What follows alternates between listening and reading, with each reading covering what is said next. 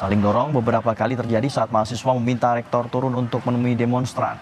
Pihak rektor kemudian berdialog dengan para mahasiswa dan menjelaskan soal penetapan UKT tahun 2024. Suasana kembali memanas saat demonstran meminta masuk ke dalam gedung rektorat.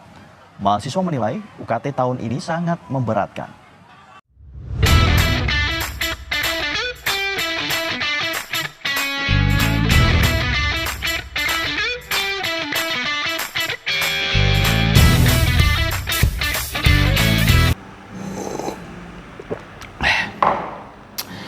Assalamualaikum warahmatullahi wabarakatuh. Salam sejahtera bagi kita semua. Salam Om Swastiastu, Namo Buddhaya, salam kebajikan. Masih bersama dengan Intel Donat yang pada malam hari ini tentu akan membawakan informasi-informasi menarik. Malam hari ini saya akan sedikit membahas tentang situasi dunia pendidikan Indonesia. Namun saya tidak akan berbicara lebih eksplisit, tetapi saya akan berbicara hanya di permukaan. Kita tahu beberapa waktu yang lalu terjadi demonstrasi besar-besaran yang dilakukan oleh mahasiswa Universitas Jenderal Sudirman Purwokerto atau UNSUD ya. Dalam beberapa pemberitaan di media mainstream, kita melihat bagaimana aksi demonstrasi dilakukan oleh mahasiswa UNSUD terkait protes UKT. Hal ini tentu sangat miris ya, karena kita dapat melihat bagaimana banyak sekali orang tua mahasiswa ini kesulitan. Mereka harus membanting tulang, mereka harus pinjam sana pinjam sini, mereka harus memeras keringatnya sampai tengah malam hanya untuk membiayai anak-anaknya untuk dapat bersekolah atau kuliah di salah satu universitas bergengsi di Pulau Jawa. UNSUD masuk ke situ. Nah, namun sedikit yang kita tahu ya terkait dunia pendidikan hari ini. 1998, 1999, 2 tahun itu adalah merupakan tonggak berubahnya arah dari dunia pendidikan kita. Dunia pendidikan kita sejak era reformasi, awal era reformasi tahun 99 ini sudah berubah menjadi sebuah industri besar, menjanjikan, di mana dunia pendidikan atau institusi pendidikan ini terutama yang swasta, ini menjadi ladang dolar dan ladang rupiah yang cukup menjanjikan. Kita akan menyoroti beberapa universitas-universitas besar di Indonesia, salah satunya adalah UNSUD, ada juga UGM, UNY. Rata-rata universitas-universitas negeri di Indonesia ini memang menjadi sebuah pabrik-pabrik besar dengan jubah institusi pendidikan. Hari ini Universitas Jenderal Sudirman atau UNSUD di Purwokerto mengalami hal serupa. Universitas Jenderal Sudirman atau UNSUD hari ini menuai kecaman, salah satunya oleh para mahasiswanya. Mahasiswa itu protes akan biaya UKT. Adapun di sana yang menjadi persoalan besarnya adalah biaya untuk masuk ke dalam Universitas Jenderal Sudirman. Biayanya cukup besar. Karena apa? Ini merupakan sebuah dampak dari kapitalisasi pendidikan dan privatisasi pendidikan yang dilakukan era reformasi. Mahasiswa yang ingin belajar di sana harus membayar cukup besar. Itu adalah konsekuensi di mana universitas atau pemerintah membuka ruang seluas-luasnya bagi universitas negeri untuk melakukan rekrutmen. Bukan rekrutmen sih lebih tepatnya, karena karena ini seperti pabrik, saya istilahkan rekrutmen ya, bukan penerimaan mahasiswa, karena lebih pantas ini rekrutmen. Karena berbayar dan biayanya cukup besar. Mahasiswa yang ingin masuk sana biayanya cukup besar, apalagi ada satu koridor di mana universitas bisa mencari uang sendiri dan mencari cuan alias profit melalui jalur mandiri. Kalau dulu kan ada SMPTN, betul, ada lagi SBMPTN. Ini 2 jalur yang memang itu dimiliki oleh plat merah alias negara. Negara bertanggung jawab di sana. Tetapi ada satu jalur lagi yang menurut saya ini ilegal dalam dunia pendidikan. Saya baru mengenal terminologi jalur pribadi atau jalur mandiri ini sejak keluarnya undang-undang Badan Hukum Milik Negara, dan ini diterapkan pada dunia pendidikan, pada universitas-universitas di Indonesia terutama yang negeri.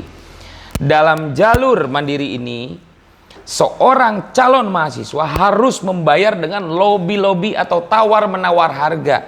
Artinya, universitas hari ini bukan murni lagi sebagai hak, tetapi berubah menjadi sebuah komoditas. Kita bisa melihat bagaimana sebuah oligarki ini begitu mengakar dalam birokrasi kita. Yang terjadi hari ini bukan saja dalam birokrasi, tetapi juga dalam dunia pendidikan. Untuk masuk universitas besar, salah satunya UNSUD, dia harus merogoh kocek yang cukup besar. Kita tidak dapat membayangkan bagaimana orang tua mahasiswa ini menukar keringatnya hingga malam hari untuk mencari uang agar anaknya bisa masuk di salah satu universitas besar yang tentu membanggakan. Namun di balik itu, pihak universitas tentu tidak memikirkan sampai ke sana. Bodoh amat. Yang penting ada yang masuk ke UNSUD. Yang penting ada yang bayar ke UNSUD.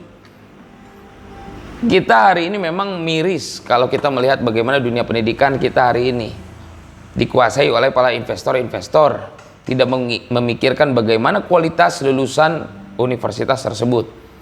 Pengangguran banyak di 37 ya, saya sempat membaca 37% pengangguran di Indonesia itu dihasilkan dari pabrik bernama universitas. Ini luar biasa, seperti vendor kan, seperti vendor yang menyediakan tenaga pekerja. Dan kemana pemerintah hari ini? Pemerintah hanya duduk manis, membagi-bagi kue, dan bodoh amat dengan kondisi sosial masyarakat, apalagi pendidikan di Indonesia. Saya jadi teringat bagaimana kampanye Pilpres kemarin. Ada salah satu paslon yang menawarkan makan gratis dan juga menawarkan hal-hal lain yang sifatnya hanya instan. Dan ada juga paslon yang menawarkan pendidikan gratis. Ternyata mayoritas orang Indonesia yang didominasi oleh golongan menengah ke bawah itu lebih memilih makan gratis.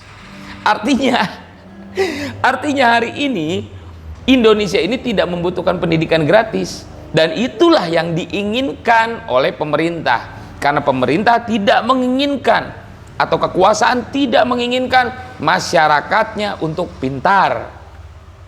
Makanya mereka lebih memilih makan gratis dibanding pendidikan gratis. Ketika kondisinya seperti ini, banyak menuai protes. Kebanyakan yang protes ini yang kemarin mencoblos paslon yang menawarkan makan gratis, bukan pendidikan gratis. Udah gini baru protes. Kemarin kemana aja? Kemarin pengen makan gratis, sekarang pengen pendidikan gratis. Ya, kita memang orang Indonesia ini lebih tertarik dengan hal yang remeh-temeh, dengan hal yang tidak substansial, joget-joget kayak gitu. Memang memimpin negara ini hanya bisa dengan joget-joget. Apakah memimpin negara ini hanya bisa dengan makan gratis? Kan tidak. Sumber daya manusia itu adalah faktor substansial bagaimana peradaban sebuah bangsa ini bisa maju ke depannya. Tetapi ketika sebuah bangsa yang masyarakatnya justru memilih makan dibanding pendidikan, disitulah kita harus bersiap-siap bagaimana bangsa ini akan hancur karena lebih memilih makan gratis dibanding pendidikan gratis. Padahal pendidikan gratis ini merupakan salah satu faktor untuk dapat istilahnya menjadikan fundamen dalam kehidupan kita. Ketika karir kita baik, tentu kita dapat mengakses pangan dengan baik, bergizi, pendidikan baik, karir yang baik. Tetapi kalau kita sejak awal sudah memilih makan gratis, maka harus siap jika politik saja kita haknya ditukar hanya dengan sekantong sembako dan amplop berisi 25.000 saja. Ini yang terjadi di Indonesia.